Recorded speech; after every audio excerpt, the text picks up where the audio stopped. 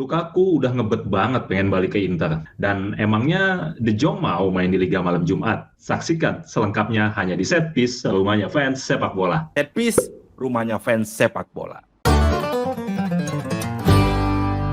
Apa kabar Setpicer? Ketemu lagi dengan gua Reza. Nah, di ulasan Setpiece kali ini gua pengen ngebahas mengenai bursa transfer nih. Walaupun bursa transfer nanti masih akan terjadi dalam hitungan bulan lagi, tapi sudah ada rumor-rumor yang beredar ya mengenai beberapa pemain, terlebih kemarin sempat jadi viral isu juga ya. Nah, hari ini akan bahas mengenai dua pemain. Nah, kita tahu bahwa saat ini kita udah memasuki jeda kompetisi, di mana berita kepindahan pemain ini akan menjadi topik yang pasti akan kita perbincangkan.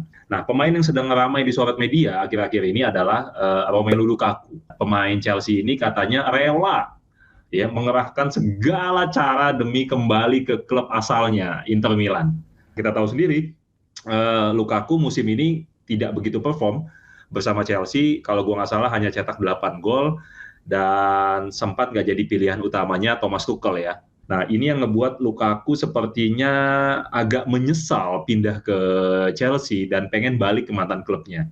Sementara gue juga akan bahas mungkin mengenai Manchester United ya. Nah, nanti di era kedatangannya Ten Hag, mungkin menarik kita bahas siapa pemain yang nanti akan dilepas, siapa pemain yang akan dibeli, siapa pemain yang akan dipertahankan oleh Ten Hag. Kabarnya MU juga mengincar salah satu pemain Barcelona, yaitu Frenkie de Jong.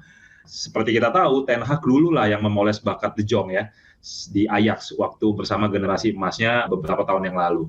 Nah, tapi yang jadi pertanyaan kita, apakah mau De Jong main di Liga Malam Jumat nih, di Liga Eropa? Karena MU kita tahu nggak lolos ke Champions League musim depan. Menarik kita bahas ya, Setpicer. Yang pertama kita akan bahas mengenai Romelu Lukaku. Berita keinginan pindah Romelu Lukaku ini makin santer terdengar beberapa hari ini ya.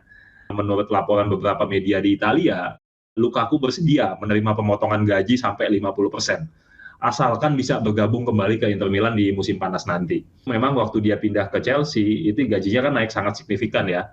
Ditambah kemungkinan besar Inter pasti nggak bakal bisa beli Lukaku menurut gua secara permanen. Karena harganya yang dulu dijual tinggi nggak mungkin akan dilepas murah oleh Chelsea. Tapi Inter bisa saja meyakinkan Chelsea untuk mengizinkan Lukaku pergi dengan status pinjaman. Beberapa laporan di media Italia juga sudah ngeklaim bahwa Lukaku bahkan memutuskan hubungan memecat agennya ya, Federico Pastorello ya, yang kita tahu sebagai aktor yang berperan besar dalam kepindahan Lukaku dari Inter Milan ke Chelsea. Lukaku juga pengacaranya sudah ganti katanya ya, dan sudah negosiasi juga dengan direktur Inter, BP Marotta. Nah, namun sekali lagi kalau kita lihat klub-klub Serie A termasuk Inter Milan tentu harus menjaga keseimbangan sisi finansialnya dia kan. Dia nggak bisa beli pemain tiba-tiba dengan harga mahal atau mengeluarkan gaji yang tinggi, gaji yang beda. Nah, ini yang harus dijaga keseimbangannya.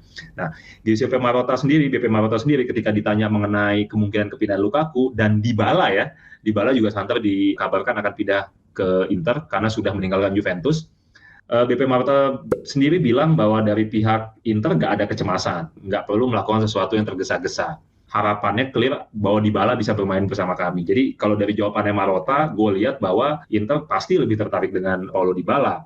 Di samping memang ini udah jadi incaran lama Inter, tapi memang Dybala kan bisa diambil dengan free transfer. Dan gajinya mungkin nggak semahal Lukaku gitu ya. Nah, sedangkan Lukaku ini kan masih bergantung sama Chelsea ya. Nah, mau nggak Chelsea melepas dengan status pinjaman? Ini sebenarnya menarik, kenapa? Karena menurut gua apa sih urgensinya buat Inter beli Lukaku kalau memang Dybala bakal datang atau Lukaku bakal ditukar sama Lautaro Martinez yang kabarnya diincar sama Chelsea juga. Gimana nih fans Inter? Setuju gak dengan opsi itu gitu ya? Nah, terus buat fans Chelsea gue juga pengen bertanya-tanya, emang rela Lukaku pergi dengan status pinjaman? Apakah ini kan baru semusim ya? Apakah kalian nggak rugi nih?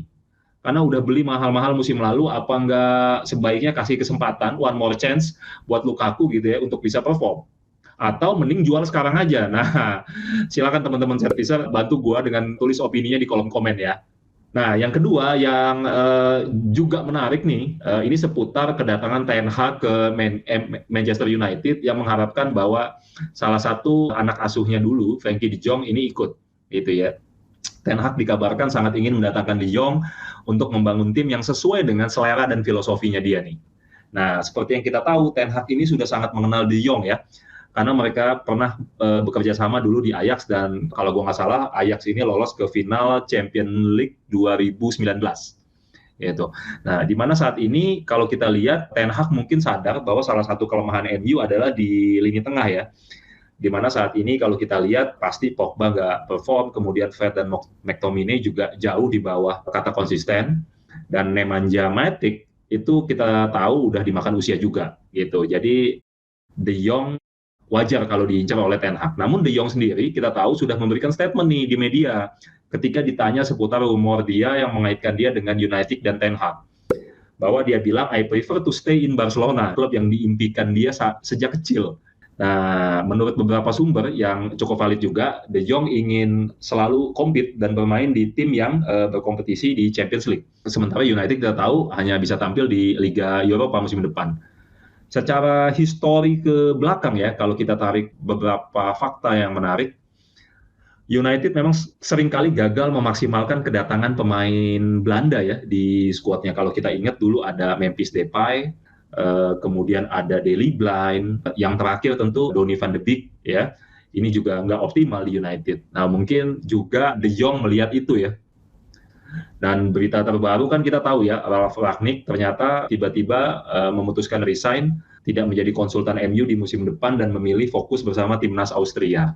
Apakah ini sebenarnya seakan-akan menggambarkan carut-marutnya ruang ganti MU gitu ya, dan manajemen MU sendiri? Dan dengan segala seluk-beluk dan fakta-fakta ini, gue nggak yakin ya kalau De Jong mau bergabung dengan United. Tapi kita nggak tahu juga ya, pemain incaran lain Ten Hag ada juga, mungkin nanti kita bahas di kesempatan selanjutnya, itu Jurriën Timber, yang lagi-lagi memang merupakan pemain Ajax. Timber juga bagus, cukup versatile, kemudian bisa bermain di posisi center back dan back kanan. Menarik kita nanti nih set piecer, siapa pemain yang akan didatangkan oleh Ten Hag di bursa transfer musim panas ini. Nah, fans MU sendiri nih pengennya siapa sih yang didatengin ke Old Trafford? Komen ya di bawah ya. Nah, dan kita ikuti terus kelanjutan hal-hal menarik dari transfer musim panas ini. Mungkin sekian dari gua, jangan lupa share video ini ke circle terdekat kalian dan follow akun TikTok, IG, dan Twitter kita di Set Piecer. Sampai ketemu lagi di ulasan-ulasan menarik selanjutnya. Salam Set Piece, rumahnya fans sepak bola. Jangan lupa like dan subscribe, pencet loncengnya, jadi kita upload, teman-teman tahu. Jangan lupa follow akun TikTok dan IG kita di Set Piecer. Dan bagi yang belum subscribe, silakan subscribe, like, komen, dan juga tonton video-video ini karena biasanya akan ada bagi-bagi giveaway ya bro ya.